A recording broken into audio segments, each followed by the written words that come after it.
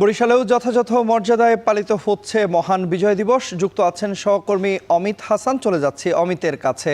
অমিত, আমরা দেখতে পাচ্ছি যে এরই মধ্যে বিজয় র্যালি শুরু হয়েছে, জানাবেন সেখানকার বিস্তারিত খবরাখবর।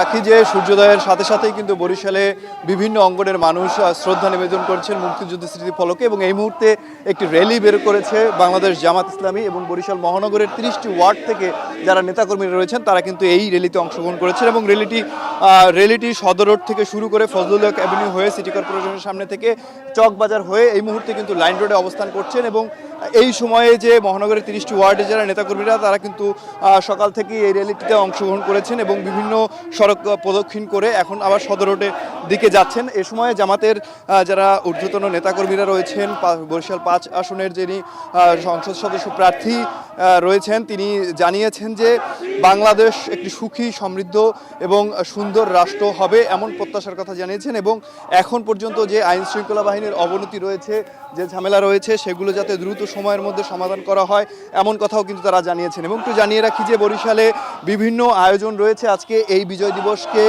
ঘিরে, তারই একটি অংশ হিসেবে কিন্তু জামাত ইসলামীর এই র্যালিটি অনুষ্ঠিত হচ্ছে। এবং এর আগেই সূর্যোদয়ের সাথে সাথে বরিশালের বিভাগীয় কমিশনার প্রথম পুষ্পস্তবক অর্পণ করেন। তারপর পরে কিন্তু জেলা প্রশাসন, DIG Barishal range, police commissioner থেকে শুরু করে আইন শৃঙ্খলা বাহিনীর সদস্যরা তারা কিন্তু পুষ্পস্তবক অর্পণ করেন। এবং তারপর পরই সর্বসাধারণের জন্য সেই জায়গাটি কিন্তু উন্মুক্ত করে দেওয়া হয়। সবাই কিন্তু পর্যায়ক্রমে সেখানে বিভিন্নভাবে কিন্তু পুষ্পস্তবক অর্পণ করেন। অনেকে ব্যক্তিগতভাবেও কিন্তু আমরা দেখেছি মুক্তিযুদ্ধ স্মৃতি ফলকে তারা পুষ্পস্তবক অর্পণ করেছেন। এবং এর পরপরই কিন্তু এই জামাতের ইসলামের যে র্যালিটি শেষ হচ্ছে, এর র্যালির পরে কিন্তু বরিশাল নগরীর বেলস পার্কে কুচকাওয়াজ এবং কুচকাওয়াজের আয়োজন করা হয়েছে। সেই কুচকাওয়াজ থেকে কিন্তু আসলে দেখতে জনসাধারণের একটি ভিড় দেখা যাবে। এবং এরপরই সর্বসাধারণের জন্য উন্মুক্ত করা হবে নৌবাহিনীর যুদ্ধজাহাজ।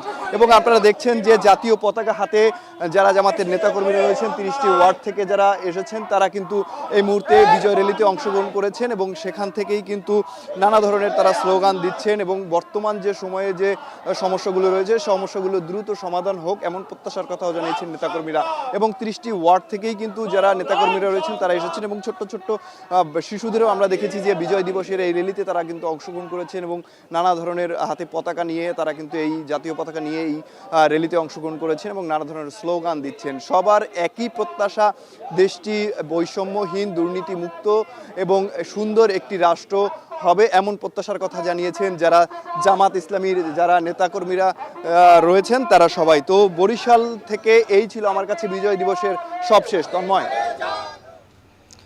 বরিশাল থেকে বিজয় দিবসের খবর জানাতে আমাদের সঙ্গে যুক্ত হয়েছিলেন সহকর্মী অমিত হাসান।